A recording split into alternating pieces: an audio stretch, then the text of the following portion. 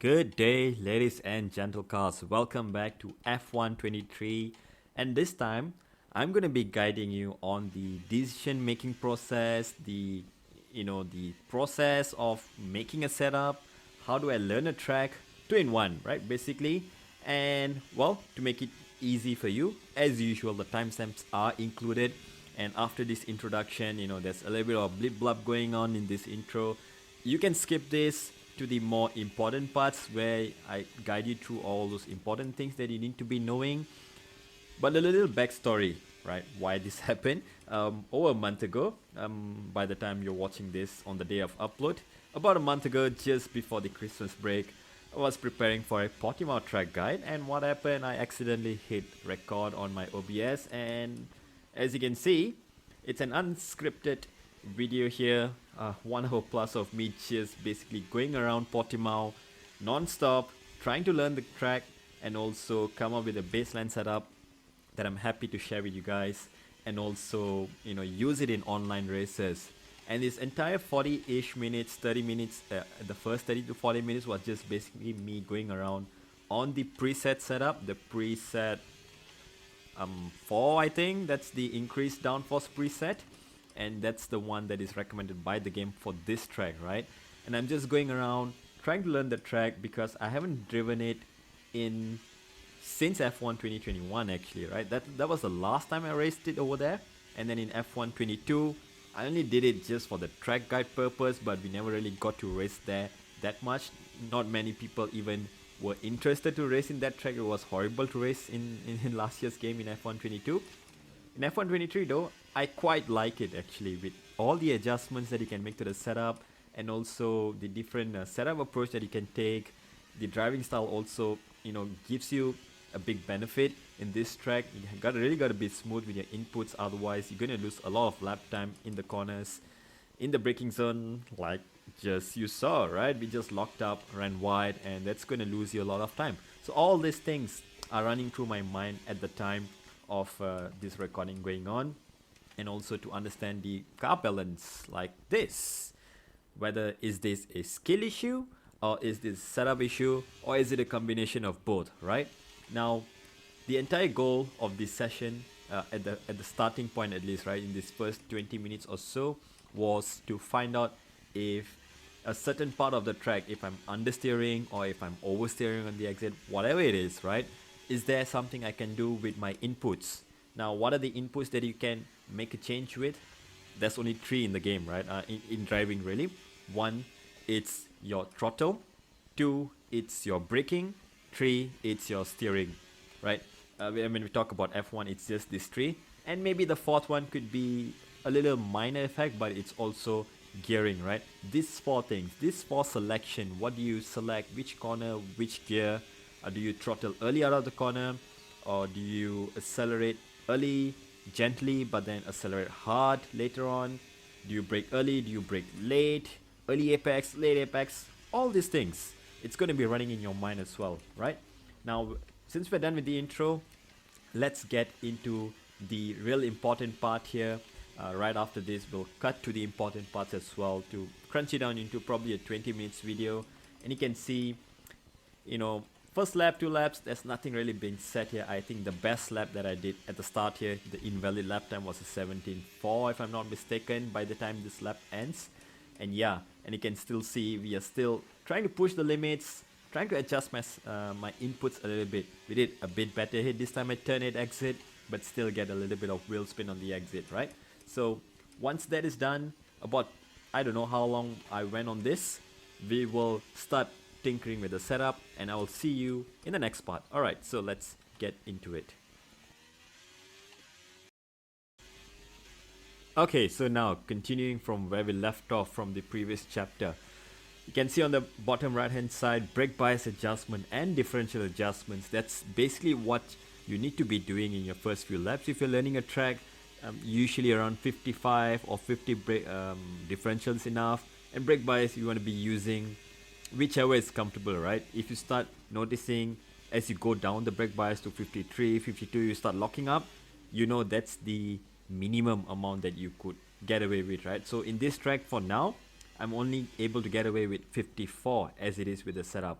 and just as we speak, we get a spin up the hill at turn 5, and this is one of the things I want to talk about, using this replay feature that we have in time trial to see where do you spin and whatnot, right? Go through the different camera angles that you have. Now we're in the T cam, chase cam as well, and then back to the T cam. Now we are cycling through, looking through the cockpit cam as well. Why? Because I want to see, exactly how much steering I'm applying into a certain corner. So is it too much steering that I'm applying? Now at this point I noticed that I'm supposed to straighten out my steering much earlier, but I'm still keeping a little bit of left turning there, as you can see, right? So that's one mistake I spot immediately, and I try to rectify that on the coming laps as well. So that's one first real tip that I can give you. Make use of that replay feature that we have in the game, so that you can identify whether you're putting in a wrong input. Are you supposed to be straightening out your steering wheel but you're still turning in or turning out of the corner? That's something that can help you tremendously in setting a good lap time, getting it right, getting the right racing line into a corner. Now let's get into the second tip that I could find in this track. So immediately continuing on, which is, well, track limits, right? You don't have to worry about track limits now. Let's quickly cut back. Okay, as we saw, I tried to straighten out the steering a little bit earlier, and that pretty much worked out for me, right? You have to disregard the track limits that you have during these practice sessions here, because the entire purpose is to learn where the limits are in the first place, right? If you do not exceed the track limits, you're not going to find the track limit, right? So that's a good way to look at it.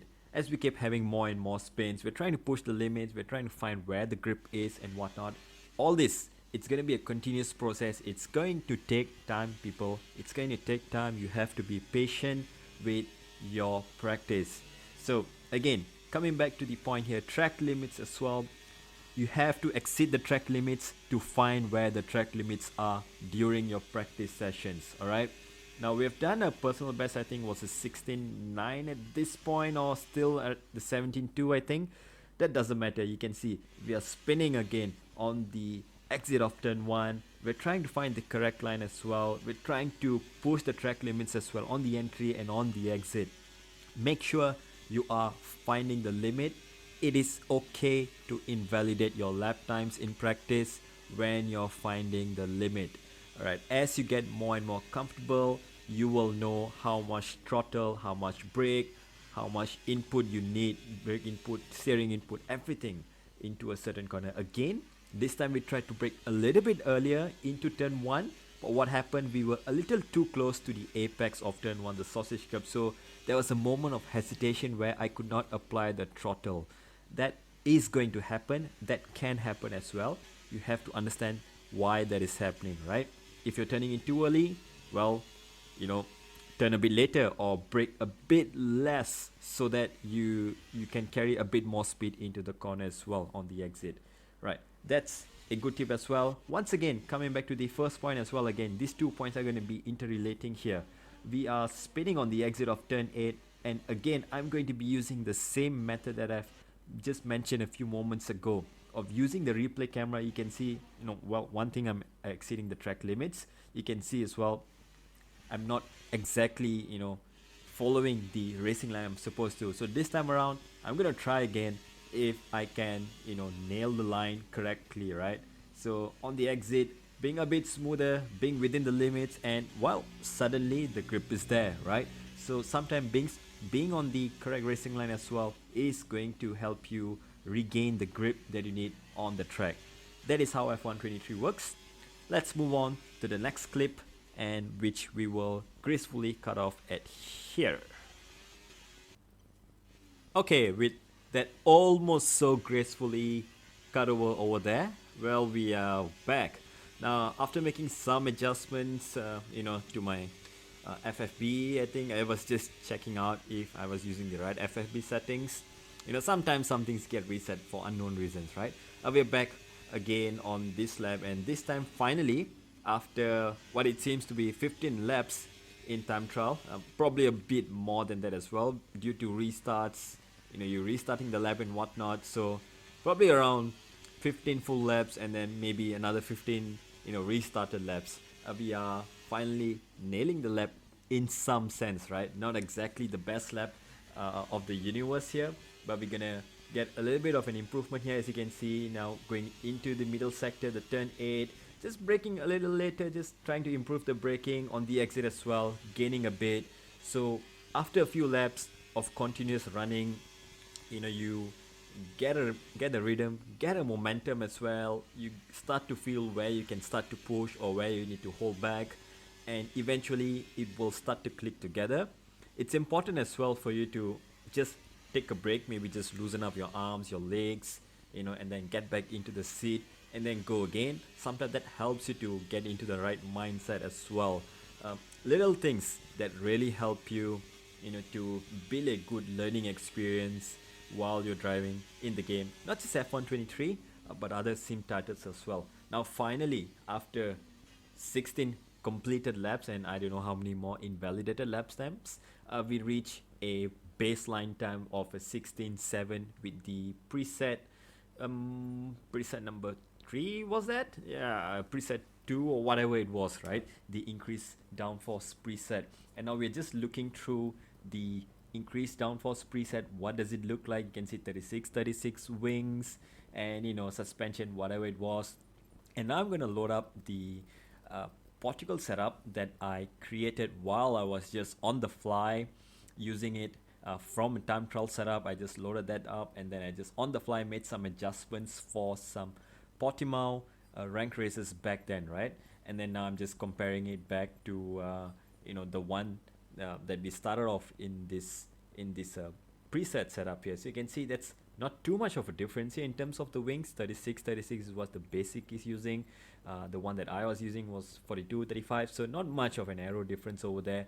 And you can see we're going to start making adjustments around here. Of course, we're going to be using the 53 or 54 brake bias, and then transmission was 55 on throttle. And the first change that I always make to my setup is using that right, left suspension geometry, right? All the way to the right for the camber, all the way to the left for the toe. That's the easiest way to set up your car, and it's almost perfection, right? Maybe a tenth at best. If you're at the very top level, you can find a little bit more time from the suspension geometry, but other than that, I'd say that's pretty much the best way to set up your car.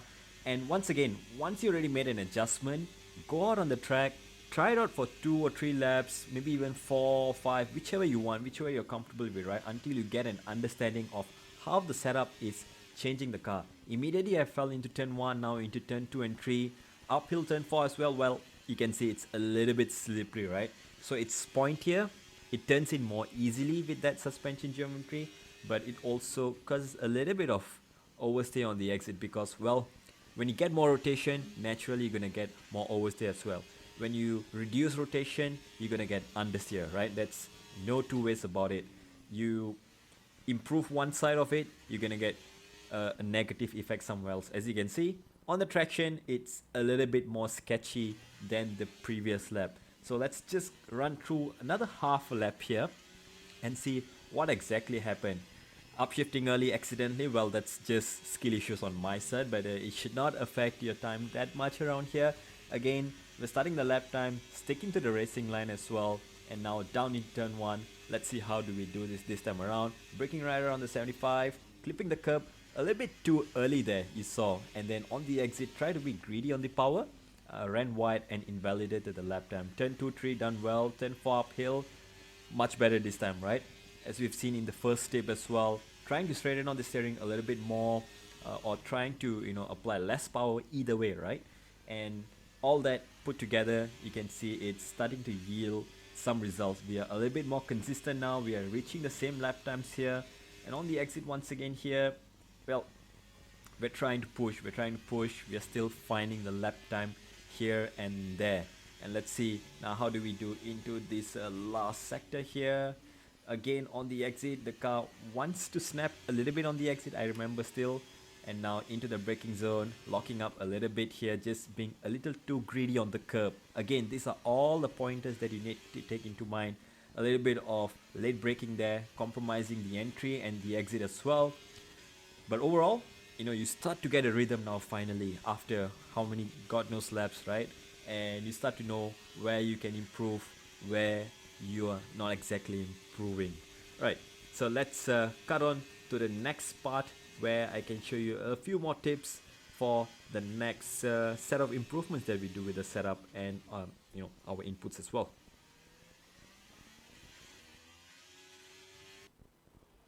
Okay, now we're back into the pit lane. Just to make a real quick change here on the off throttle differential.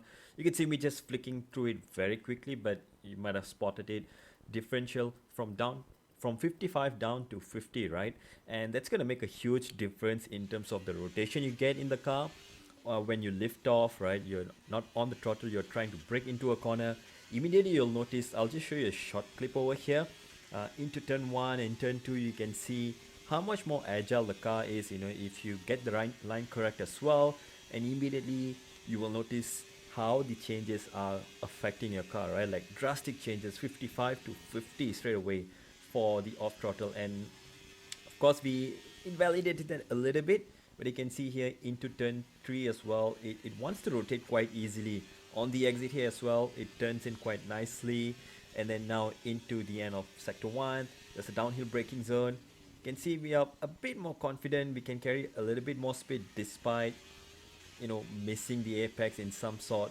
Now into turn 8 as well. Let's see how we do this. And into the braking zone, at that time you could feel the car is really responding, but on the exit, as you see, it's a little bit more snappy, right? So that's what exactly the off throttle differential is going to do to your car. It's going to give you a little bit more rotation under braking, and when you initially turn into a corner, mid corner as well, but it's gonna destabilize the car just a little bit. Like here as well, on the exit the car feels a lot more loose, because on the entry it has a lot more rotation, so on the exit it feels a little loose as well, right? So these are the things that can happen to your car. You add rotation, like I said, you're probably going to get a little bit more oversteer somewhere else, so you have to find the balance. Now again, this is going to go on for another 3-4 laps, and I'll cut back into the pit lane to show you the next adjustment, the next decision that I make to improve the setup.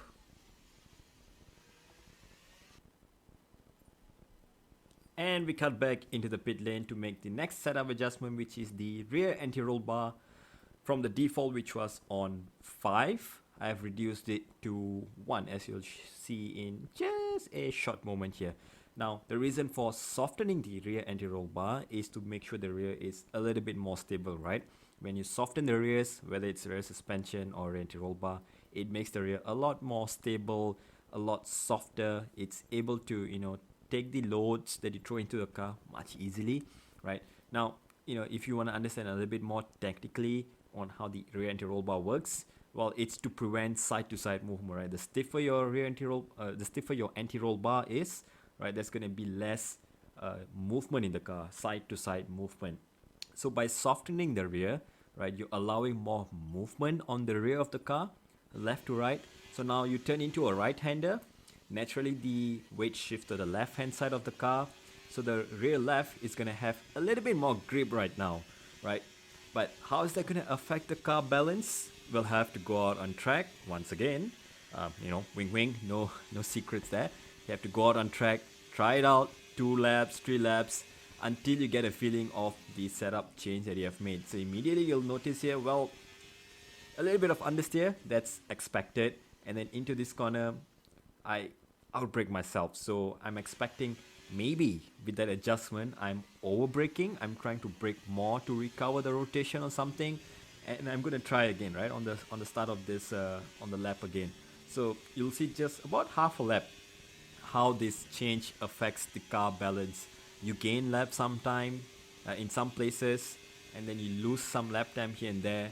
But overall, you really have to see if that setup is actually making a good change or not. Again, we try to brake a little bit earlier, but we still, this time I think we turned it a little too early, almost clipped the inside curb. On the exit as well, that was okay, right? But suddenly up the hill, the left-hander, we lost it a little bit. That's because of my input, right? And I was a little too close to the curb. So you also have to be sure that the setup change that you make plus the inputs that you're already putting in does not equals to a false perception, right? What happened there was, I made a setup change and I also made an input mistake. It's very easy to, say that, oh, the setup made that work that way, but in actuality it was an input mistake. Again, now into this hairpin we locked up a little bit, that's fine, but on the exit this time we controlled our line a little bit better. On the exit, wheel shake in anger because, well, I invalidated the lap time. So it's these little things that you find through setup changes. You also improve your driving over the time as well with that. These two things go hand in hand. There's no one easy way. Let's just say, I take the esports setup and then boom, I'm going to be 1 second quicker. Maybe, maybe not. But if you have bad habits in your driving, you're not going to be able to extract lap time out of it consistently, right? So that's another point. And now let's good old way cut back into the next point right around the exit of this corner.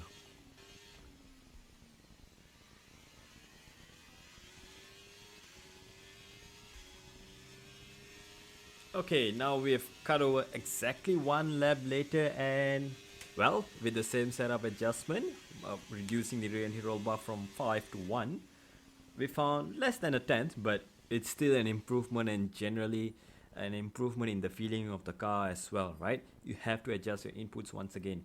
Now that is done, I'm going to start adjusting the ride height, the front ride height first, down to 33.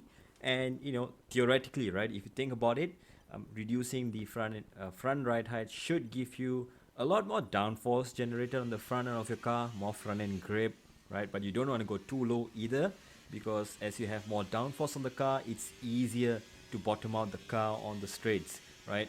So the front suspension already at the stiffest, and there's quite a high amount of downforce in the car, so you're going to be needing at least 32 33 ride height clearance with that suspension configuration. Now immediately, I could feel and you could see as well that the car is a little bit more agile to turn into the corners. Like, it wants to turn in quite easily, right, with the same inputs, but just as you saw a split moment ago, there's a little bit more instability. Why? Well, of course, like we say, right, when you add rotation, you add front grip, you're probably taking away a little bit of the rear grip, reducing the grip at the rear, so you may have a little bit of instability. Straight away here, again, it's easily turning in despite having, not the right aero configuration just yet. On the exit as well, it feels a lot more planted, maybe because, I get a straighter exit, better entry. Here as well, a little bit wide on the entry, but mid-corner it bites back into the corner once again. And on the exit here, trying to nail the braking zone. A lot more smooth, right? Immediately on the entry, it gains some time here. On the exit here, a little bit too early on the turning because I was too used to the previous turning point, right? So now I know that, with this new suspension overall layout, I'll have to, I can probably brake a little bit later and turn at the same time, or something else, to make sure that I'm carrying more speed. So now I'm gonna try to turn it down to 32 front right height to see if I can get even more performance. And did I actually went back to the pits at that time? Let's see. Actually, I did. Did I do something else? Reduce the right height to 39, then to 40 again. Yeah. So I decided to just adjust the front right height, right? One at a time, like I always advise. So I changed only the front right height now from 33 down to 32 in hopes of getting a little bit more performance on the front end of the car. You're also increasing the amount of rake you have in the car, so that's more instability possibly generated in the car, right? The front is lower, the rear is higher now, and that could also spell some trouble. Like, immediately I'm noticing, I feel like the car might be just a little bit bottoming out on the high end, high speed corners, the corners with high load, such as turn 1, where it's pretty crucial to get the entry correct, right? So this is going to go on for a few more seconds here. I'm going to show you again and again. I'm trying to adjust my line now into turn 1 to see whether my inputs combined with the setup change could yield a positive result. First attempt was a no. This is second attempt, again a no. Now let's go to the third attempt and see if we can improve any more this time around, right? And see, on the exit again, let the AI complete the takeover, and then again you just have to follow your same lines. Make sure you're having the confidence to push as usual, right? You don't have to be scared in time trial, don't have to worry about DNFing, right? Go for it, just go for it. Again in turn 1, let's see, this time we turn in just a smidge too early as well, maybe broke a little bit too early as well. So we are starting to nail this. Third time around, we survived turn 1, we almost survived turn 2, a little bit of a lockup into turn 2. Turn 3 was that. And as the firecrackers are going on in the background, let me just get much closer to the mic. And yeah, fourth attempt now. Let's see. Again, into turn 1. You expect yourself to get better and better, right? It may take a few tries. It may take one attempt. You don't know, right? Suddenly you just click with it. This time, broke a little too late, or maybe not enough braking, and I just ran a little bit wide on the exit of turn 1. But we got it right this time. Turn 1, 2, 3 done. Uphill turn 4. A little bit slippery, you can see, but we gain time. So you know the lap time potential is there. You'll have to adapt to the setup change and improve your driving as well as you go. Now let's continue into sector 2 here. Here comes turn 8. Make or break your lap time. Does it turn well? It turns well. On the exit, a little bit squiggly there. The car wants to turn wide, but we managed to catch it just in time, right? And now into the last part of this sector 2, a little bit wide on the entry and exit as well. We lost a little bit of time. And now the last braking zone here, the last hairpin here basically. Lost a little bit of time, maybe too much entry speed. We lost it on the exit. Here on the exit, yeah, that happens, right? So that's again an expected result. A little bit of instability in the car because there's now too much rear ride height probably. So I'm just going to adjust the rear ride height, set it to 40, from 40 down to 39, is that it? No, I'm actually adjusting the rear suspension right now. So again, softening the rear in some way, right? You need more rear grip. It's either you reduce the rear ride height or you soften the rear suspension and you try it out. So I'm going very drastic here from 11 all the way down to 1 on the rear suspension again. This is to give me more grip. It also allows the rear to squat down to the ground a little bit more, stalling the rear diffuser. Gives you a little bit more grip in the corners sometimes, but not always. Exactly like this, right? Now, again, I want to find out, was that an input mistake from my side? Or was that a setup characteristic that caused that spin to happen on the exit, right? I've only changed one thing, which is the rear suspension from 11 down to 1. Is it too soft? This is the part where I'm actually trying it out to find out whether if that change is too much. Do I have to stiffen the rear suspension a little bit? Again, a little bit of there was stability, the car is stable, but a little bit of understeer there as well, definitely due to aero as well. And here again on the exit, it's quite easy to catch the slide as well with a softer suspension, right, on the rear. On the exit here, you can see, wow, lap time, right? Magical somehow. We messed up the entry and exit, somehow we still gain. What about turn 8? A little bit of lift there, I think. On the exit, we are still gaining as well, so that's good. Much smoother I felt at that time, right? Going through the corner exit. Here as well, gaining time, but this was due to me not nailing that corner previously. But lap time is lap time. It helps with the confidence with a softer suspension for me at that time. And now on the exit of this hairpin, last braking zone, down the third, on the exit, and we gain time. Unfortunately, because the lap time was invalidated, this is not gonna count. So I'll cut back to the next clip to show you, the next change that I'm going to make.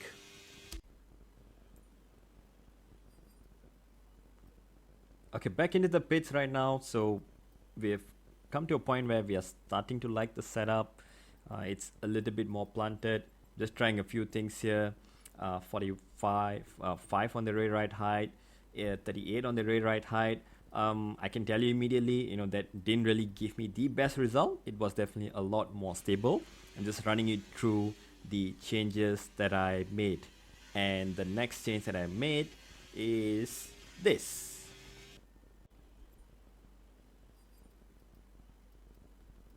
Okay, so that is done. Wasn't really happy with that configuration of the suspension. back to 1 rear suspension, and again to 39 rear ride height. Still I wasn't happy, right? There were a few tenths here and there I can gain like overall, but I really had to wrestle the car. Like, you know, it was fighting the car. It's not coming in naturally, right? I have to force the car to turn in. It doesn't want to turn in as I want it to naturally, right? Without forcing it too much. So back to the drawing board it is with this kind of issues again and again. We're gonna go back to the pit lane and start making some proper adjustments this time. So back to 5 rear suspension, which I liked it earlier, and then I'm going to completely try it once again, right?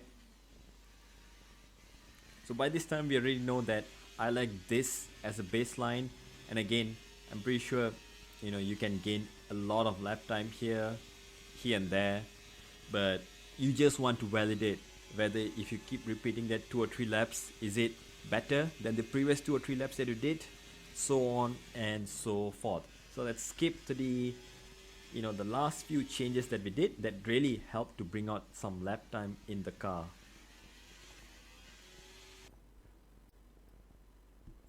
Okay, and then, well, this is the pretty much the final part of the setup where we arrive close to the actual setup that I use in the track guide, right? So we come in and we just adjust the front wing. So there we go. So sometimes you know, it comes down to choices as well. Do you want to adjust the suspension first and then go with the front wing and rear wings, or, you know, the other way is, you know, sometimes you find the aero balance that you like first and then start adjusting the suspension. Both ways can work, and I've tried both ways. I like both ways. Quite frankly, I can't distinguish between one or the other. It's just I go in with whatever's my mood is saying on that day. So do we want to adjust the suspension on the day? Do we want to adjust aero on the day? And immediately after adjusting the aero, you can see, well, that's a lot more front grip, right, sir? And that is going to give you possibly some oversteer on the exit. And now we make some changes here. I think I attempted to increase the front ride height once again, and no, I decided to go once again, right? Just to test out my theory whether that was a setup issue or was that an input issue, right? So you'd expect that this is probably a setup issue and probably a little bit of input issue as well, because, well, you've given so much more front wing right now. There has to be a change of your input. So up to 56 on the brake bias, immediately you notice. And does that help on the entry? Yes, a little bit. The car points into the corner correctly, but at the same time there's still a little bit of instability on the rear. And I'm going to make the next few changes. So not brake bias, differential up to 52. Is that going to help as well? It does a little bit, right? It helps to lessen the rotation that you get, the looseness that you get into some corners on the entry. So let's see how that affects on the track, right? You may not be able to feel the change from the video itself, but, you know, when you try it out on track, you can actually feel it. So again, a little bit late braking there, and it's not going to help, right? You have to fix your input. So we go again until we understand if our input, or is it the setup that is at fault here.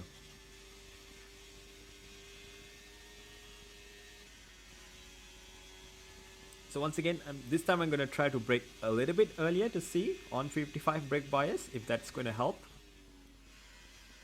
And maybe I was a little too late that time, I think. Yeah, so I didn't manage to nail that at that time, but as you can see here, everywhere else on the lap, somehow we gain lap time with that aero configuration, right? So you know there's lap time over there, and we go back to the pits immediately for the next round of changes. So you know that is working, and I'm going to add front ride height up to 33 to give me a little bit of stability on the front.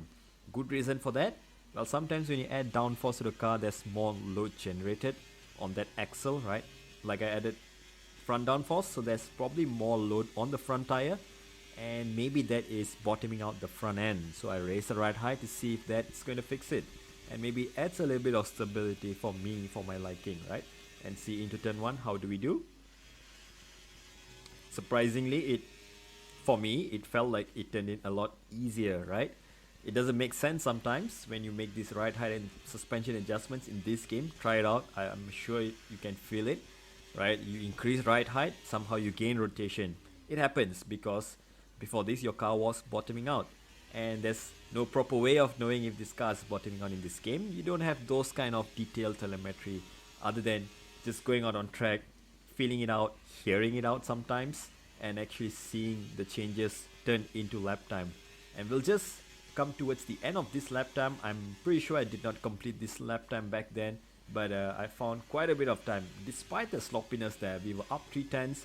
On the exit, we are gaining as well into the end of sector 2 here, not the end of sector 2, the first hairpin of the 2 towards the last part. Sloppy, but still, on the exit, 4 tenths up almost, and we invalidate. So let's go back to the pit lane and make some more adjustment right away. And straight away, just ignore that. I'm just changing it back to 50, and I'll go back up to 52 again. Just giving a heads up here. And then now I want to change the front anti-roll bar all the way down to 1. So that's gonna give me probably, I say probably because sometimes things don't really work out as you expect. I'm probably expecting more grip on the entry, right? The car wants to turn in more easily on the corner entry, but on the exit I may have quite a bit of instability, right? Because now suddenly all that stability is gone. So is that what's going to happen? Let's try it out on track and see if that's going to work. And if that happens, are we going to adjust our input or are we going to adjust our setup? Immediately you saw the car turns in quite easily, right? And I clunked the curb because I did not expect the car to have that much grip on the entry. So how can we adjust? Well, I'm actually going to reduce the front wing by 1 and see if that is going to work. Perhaps there's too much rotation in the car. Perhaps, the suspension setup is okay, but it's just I'm having too much front wing for that kind of suspension setup, right? Will that work into turn 1? Let's see once again.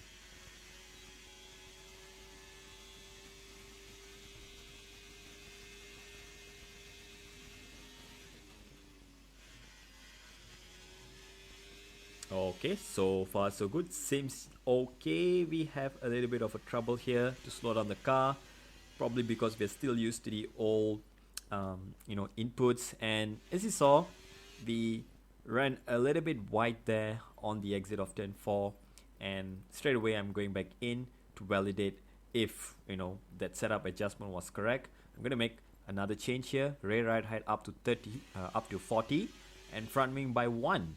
So completely doesn't make sense sometimes, right?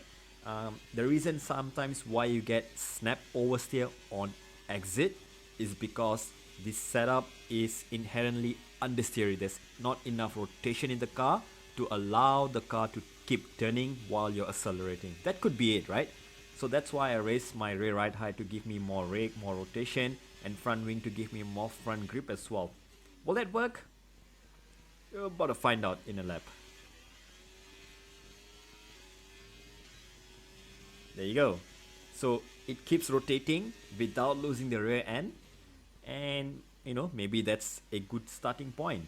Here we mess up the entry, but somehow we still gain on the exit. So not ideal, but we still gain lap time, so things are working out. Here as well, we gain on the entry, but we were a little too wide on the exit and we lose lap time because of that. So now I'll take you back to the pits and show you the the final setup and the lap time that we managed to come up with in the track guide. So here, just to finish up the lap, you can see here we are still gaining time and the car feels a lot more planted than before as well. So surprising, we are up 4 tenths, we are almost up 5 tenths, get a little snap there, and I think that's almost calling it a day, right? That's almost 5 tenths there to be found, and I think I'm pretty happy with the setup. And we will skip to the end, which is the final setup, the final track guide, or whatever you want to call it, the final hot lap that solidifies the setup that we have chosen here. And with that, I'd like to thank you as always, for tuning in as well, to all the returning subscribers and the new viewers as well. Those of you who are not subscribed just yet, you're missing out a lot. There's a lot of free setups around here. There's Discord community as well. That's always helpful in testing all the setups as well in their own races, and I make sure that they get the best support as well. I like you to join as well, and have fun with us. Join us as well as we head into this final hot lap, and hope you have a good day, and see you around in the next track guide for F1 23. Take care, stay safe till then. Ciao.